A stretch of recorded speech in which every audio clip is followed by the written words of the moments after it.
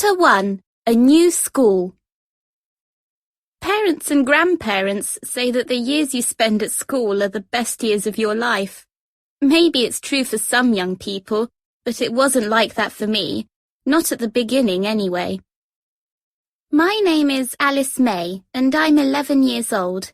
I lived with my family in London until my father got a new job in St Ives.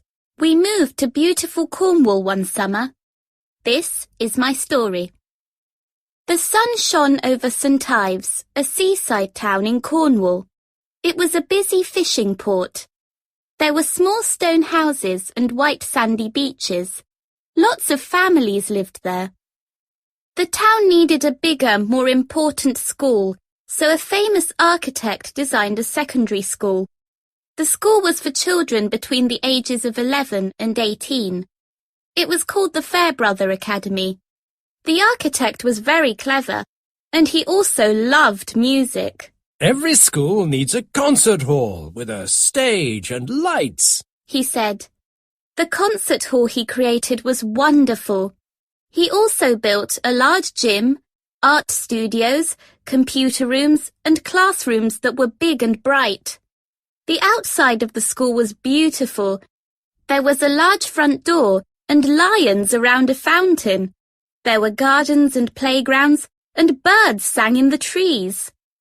Some of the children who came to the Fairbrother Academy didn't want to learn. They were not interested in French or Latin, maths or history. They pushed their classmates in the playground and called them bad names. These children were good when they were at home with their parents, but terrible when they came to school.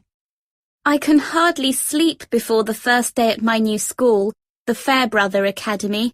I am excited and nervous all at the same time. In the morning, when I walk into my classroom, I see a group of girls. They are talking together. They stop speaking when I come in. "Hello," I say. "I'm Alice." The girls don't smile. Their eyes are cold. One of the girls, called Iris Fudge, who has an angry face, comes close. She looks at my long dark hair and blue eyes. Then she makes a scary face and runs back to her best friend Roxy Miller and the group of girls. "Don't go near her. She bites," Iris says. They won't talk to me because I have braces on my teeth. They call me Shark Face. I don't look very happy when I arrive home from school. My parents see my sad face. "How was school?" they ask. "Fine," I say. They ask me about friends, and I tell them about the girls in my class and the fun things we do together. It isn't true. I can't tell them what school is really like. If Dad speaks to the teachers, everything will become worse. Every day there is trouble in our classroom.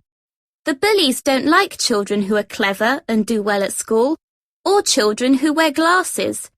They want kids in their group who are not very nice to teachers. They like children who don't do their homework. They think only bad children are cool. It isn't only the group of girls who are bullies. There is a boy gang too. Their leader is Dexter Crane. He's very tall.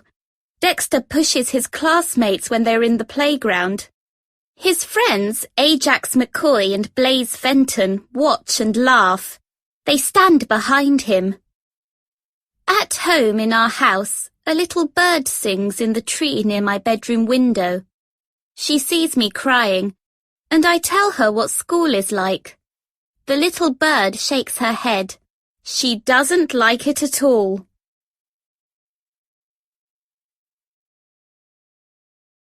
Chapter 2. Isadora Sunshine. The little bird flies across the fields to an old house near the sea. The windows of the house are open, and the little bird flies in and rests on a bookcase. It is Miss Sunshine's house. Miss Isadora Sunshine has golden hair and bright green eyes. She is standing in front of a canvas, surrounded by paints and brushes. She is painting a picture of a storm and sailing boats. She has paint on her face and on her clothes, but the painting is wonderful. When Miss Sunshine sees the little bird fly in, she puts her brush on the table. She takes some bread and puts it in a dish. She brings the bird some water. How lovely to see you, says Miss Sunshine. She knows from the way the bird jumps from one foot to the other that she has something important to tell her. Tell me, what's the matter? She says. Miss Sunshine sits on a chair and the little bird sings a sad song of trouble. When she finishes, Miss Sunshine stands up. How sad, she says. You were right to tell me. We can do something to help. Miss Sunshine packs a bag with music books, art brushes, and strange musical instruments. She puts her bag in the car and starts the engine. Hold on tight, she says to the little bird. It will only take 45 minutes to drive to the school. She drives to St. Ives. Before I continue with the story, I must tell you about the head teacher at the Fairbrother Academy. How can I describe him? He is not a handsome man. His face is a bit like your reflection when you look in a kettle, sort of squashed. He is thin and has long legs. His name is James Week, and his name describes his character. He is weak by name and weak by nature. Some people say he is a good head teacher. Others say he doesn't answer his emails. He is busy in his office every day, playing Scrabble on his computer. On this particular day, his secretary, Miss Baxter, knocks on the door. There's a lady to see you. Oh, really? I wasn't expecting anyone. What lady? Says Mr. Week. Miss Isadora Sunshine. Mr. Week looks up because the moment he hears the name Sunshine, he begins to feel happy. Send her in, Miss Baxter. Miss Isadora Sunshine is wearing a yellow dress and she smells of sweet flowers. She shakes Mr. Week's hand and sits down. I am here for the job of music teacher, she says. Mr. Week is confused. I don't think there is a job as music teacher at the school. Yes, there is, shouts Miss Baxter from her office. You have an email this morning from the old music teacher, she says. She appears with a printed letter. He left yesterday. Mr. Week looks even more surprised. Well, then yes, there is a job at the school. We are looking for a music teacher. I want good behaviour in the classroom, says Miss Sunshine. Of course, says Mr. Week. But we are a friendly school, Miss Sunshine. We allow children to call teachers by their first names. Miss Sunshine smiles and shakes her head. I'm sorry, Mr. Week, but I won't allow that in my classroom. Respect is very important, and I am here as their teacher, not as their best friend. I see, says Mr. Week. He looks confused. There may be other candidates, he says in a voice weak as water. Mr. Week, there are no other candidates, and there is no one better than me. Mr. Week looks at Miss Sunshine. He agrees, but he doesn't say anything. So, Miss Sunshine says, if there are no more questions, I would like a copy of my timetable so that I can start this minute. Chapter 3. A Classroom of Sunshine. No one talks to me at school. I feel alone as I stand at the side of the playground. There are the cool kids, and there are the ones people don't speak to, children who are different. I want to speak to them, but I'm afraid of Iris Fudge and her gang. The teachers know there's trouble in our class, but they don't see children push their classmates or hear the bad names. The bullies are clever. Sometimes we speak to a teacher, One who has an understanding face. Write everything down. The teacher says to us. I will make a report and pass it on to the head teacher. We write a letter, but nothing happens. Things are getting worse. The bullies can contact me in cyberspace at every moment of the day and night. Why can't they leave me alone? And then Miss Sunshine comes into my life. Children stop talking and texting when she walks into the music room in her yellow dress. Her hair is long and golden. She ties it with a silk scarf. She smiles at us and looks at every child. She says, Good morning. Then waits. We look at each other. Why is she waiting? Then we realize and we stand up. Dexter is the last one to stand up. He doesn't look happy. No phones during my lesson. Miss Sunshine has a box and envelopes with our names on. We don't want to give her our phones. Dexter and Ajax are angry. When Miss Sunshine walks past us, there is a lovely perfume. It's the smell of grass and sweet summer flowers. She asks us our names and doesn't forget them. When she gives us our homework, we have to say thank you. It's our first music lesson, and Miss Sunshine wants us to speak about music. What music do you like? Roxy stands up. I hate classical music. Hate is a very strong word, Roxy. We don't hate anyone or anything. Why don't you like classical music? There are too many notes, she says, and her friends laugh. I understand your opinion, Roxy. Classical music is difficult. There are a lot of notes. I play jazz with my piano teacher, Roxy says. I can feel surprise in the classroom, and I see Miss Sunshine smiling. Good, she says. What about rap music? Ajax McCoy says. Now rap music is clever. Why is it clever, Ajax? Miss Sunshine asks. Rap artist songs are like poetry. Each rap song has a message. I like musical theatre, says Blaze. I saw the musical Cats once, says Ajax. Any other important musicians? Asks Miss Sunshine. Someone says the Beatles.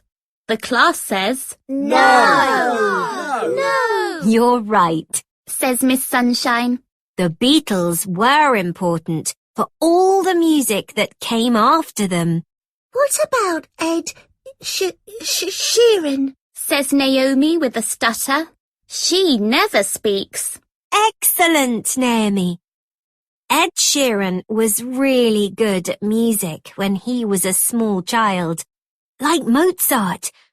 He started singing in his local church at the age of 4. Everyone is good in that first lesson. It's the second lesson when it all begins to go wrong. Chapter 4. Imagine. Miss Sunshine's eyes are cold as she stands in the door of the classroom. A paper aeroplane flies through the air and lands at her feet. Dexter pulls a small boy's arm behind his back. 2 other boys are fighting. Girls are shouting. There's so much noise. Miss Sunshine walks to the teacher's desk, but the noise doesn't stop. She takes a whistle from her bag and blows it. The sound makes the whole class stop and look at their teacher. Good morning, Miss Sunshine says. She waits for the class to stand. Some of the boys sit in their chairs. They are writing texts on their phones or listening to music. Blaze is humming. I see, says Miss Sunshine.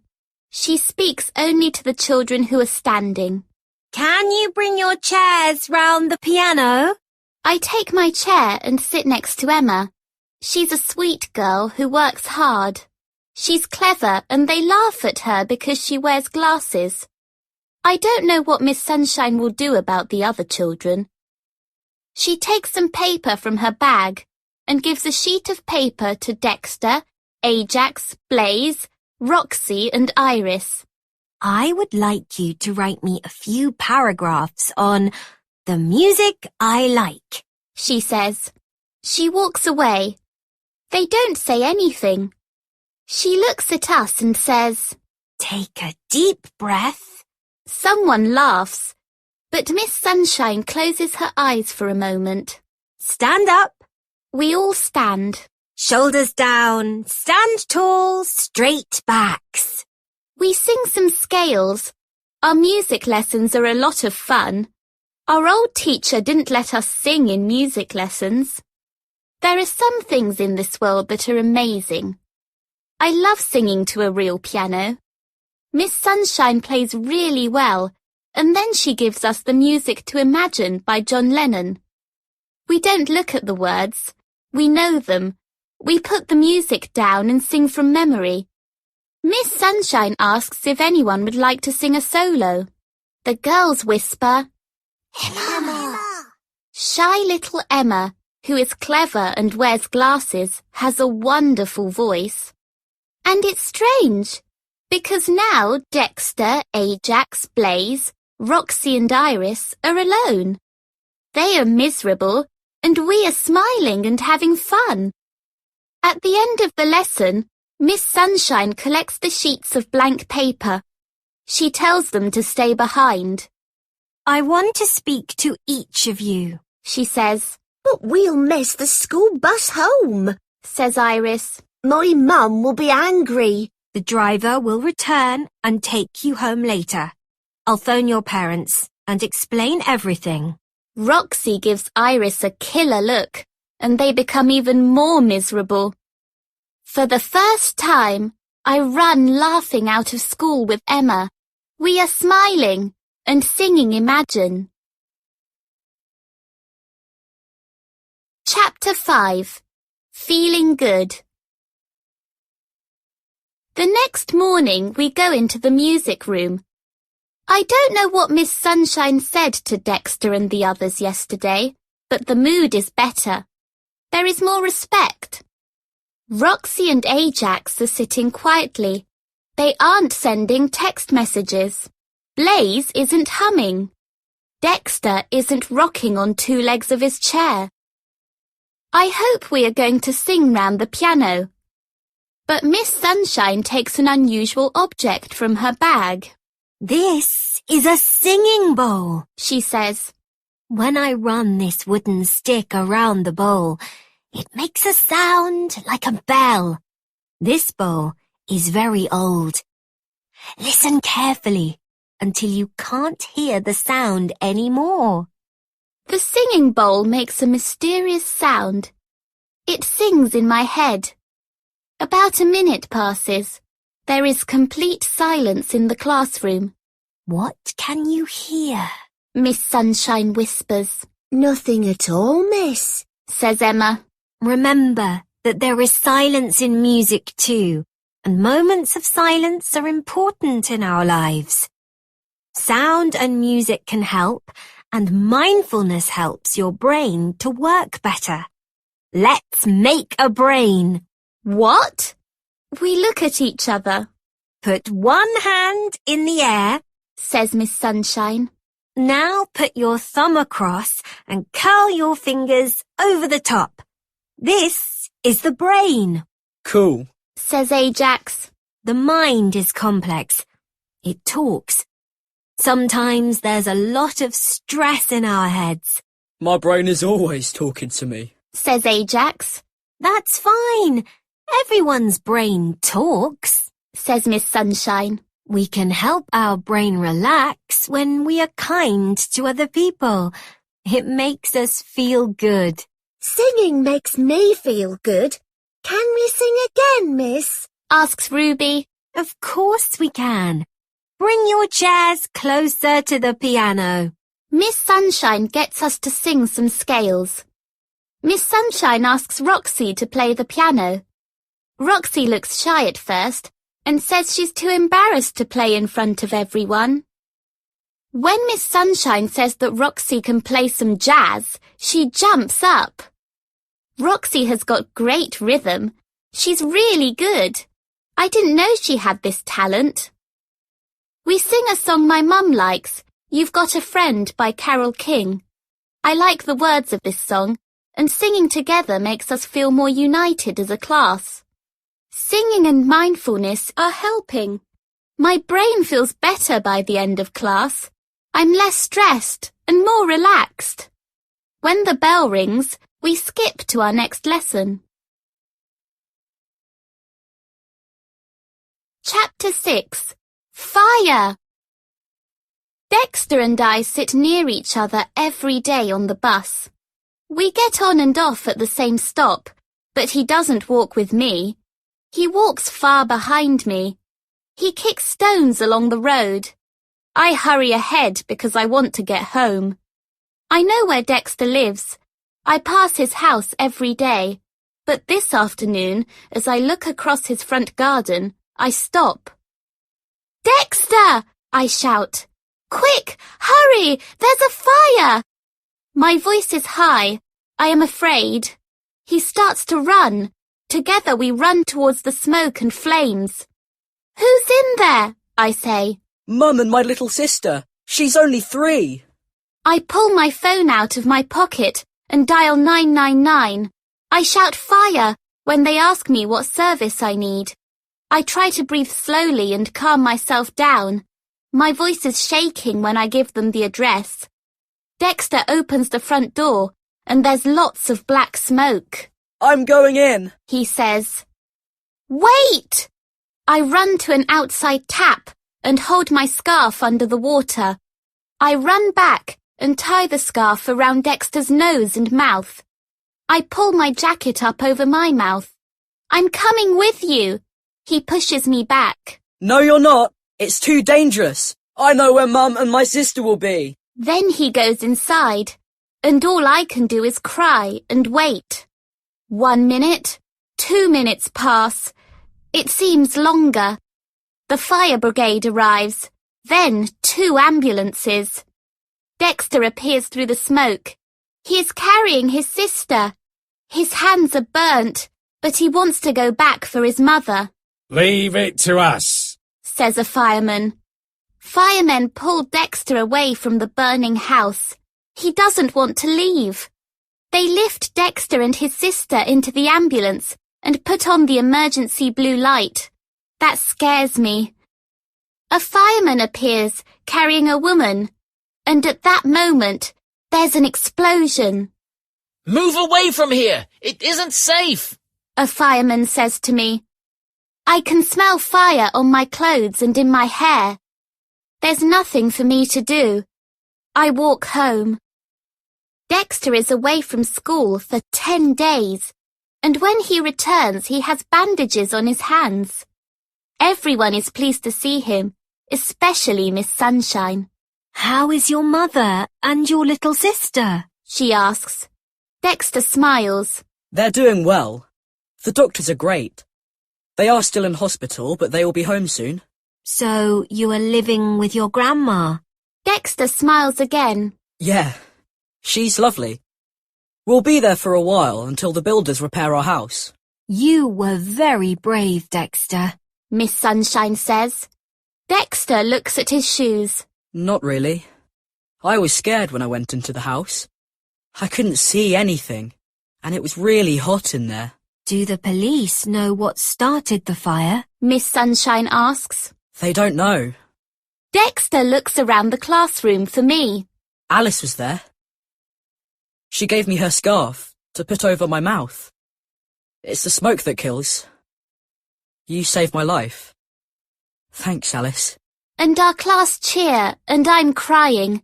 Dexter is looking down and trying not to cry. I have something for both of you. Miss Sunshine gives Dexter a large package and a smaller one to me. Dexter's is a violin. A really good one. I can see he's pleased. It's awesome, he says. I love it. I don't play the violin anymore. I want you to play it. Miss Sunshine turns to the class. I don't think you know that Dexter is very talented.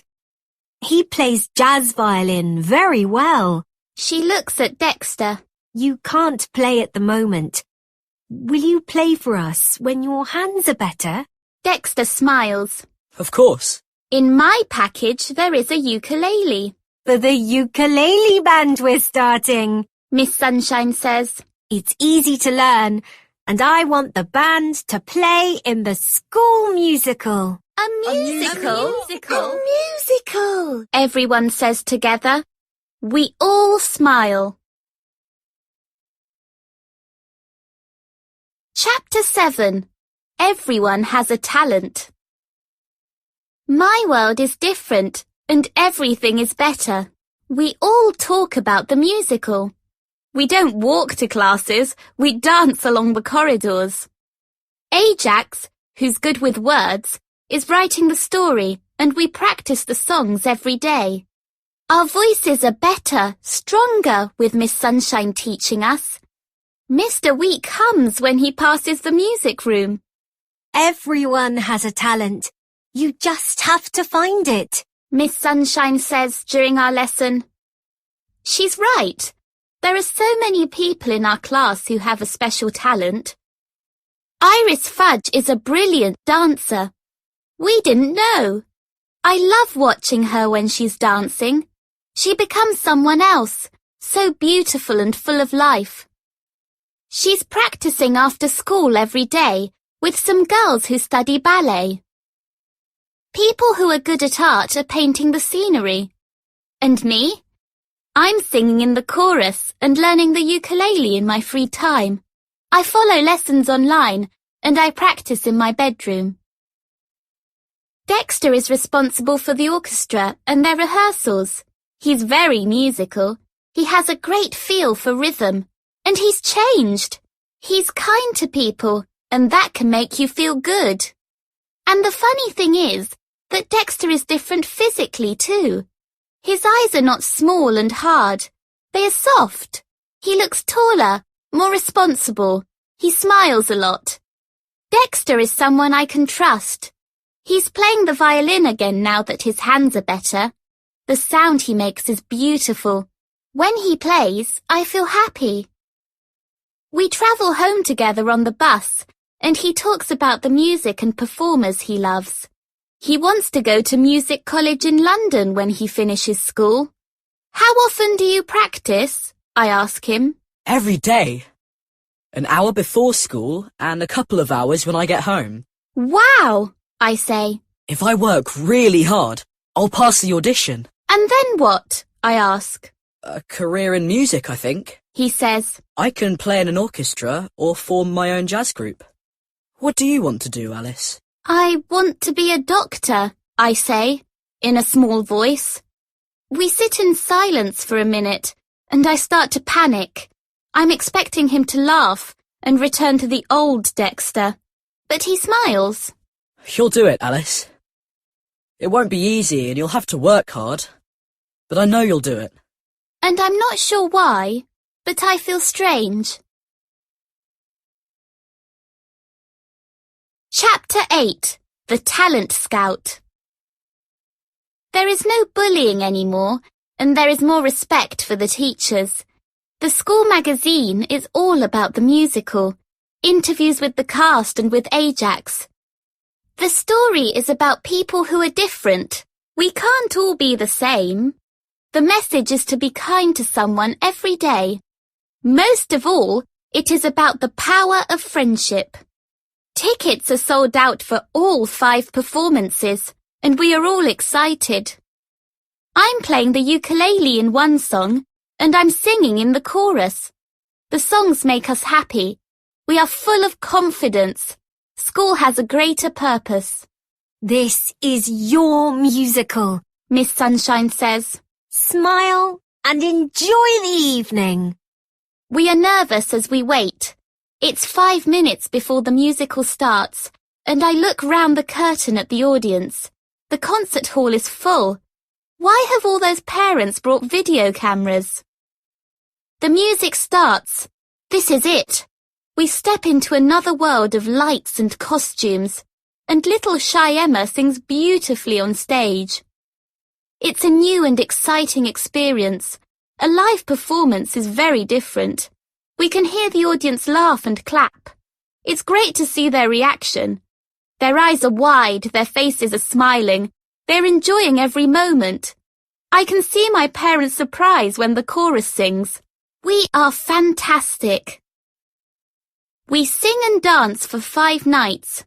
On the first night, Mr. Week gives flowers to Miss Sunshine and the other teachers. We have a party. We are happy. One morning, Miss Sunshine comes into the music room. She has something to tell us. She closes her eyes until there's silence, then opens them again. An American talent scout came to one of your performances. She can see we don't understand what a talent scout is. She tries again. A talent scout is someone who recognizes great talent and promotes it. We all say. His name is Addison Bell. He's a friend of mine, and he came to talk to me at the end of the musical. He's American, from Los Angeles. He wants to take your musical to Hollywood this summer. Silence. Then there are cheers and laughter and crying. He thinks there's great talent in this show, and he wants American children to hear your message of friendship. Miss Sunshine says. The summer holidays arrive and we fly to Hollywood. Limousines pick us up at the airport. I feel like a celebrity when I walk the red carpet entrance to the Beverly Hills Hotel. It's great. There's a pool surrounded by palm trees in tropical gardens. Dexter is happy because musicians play jazz in the restaurant. There isn't much free time, but when we do have a moment, we watch people and Lamborghinis in the city centre. Rehearsals are going well, and we will perform in a theatre. It's our first night tomorrow, and we are all excited. I don't want this to end. I don't want to come back down to earth. But with Miss Sunshine in our lives, what will happen next? And I suppose you think this is the end of my story, but not quite. Music is a powerful force, and I love Dexter's violin playing. We spend a lot of time together. We watch the sunsets, we laugh and talk. When his hand touches mine and our fingers meet, we don't let go.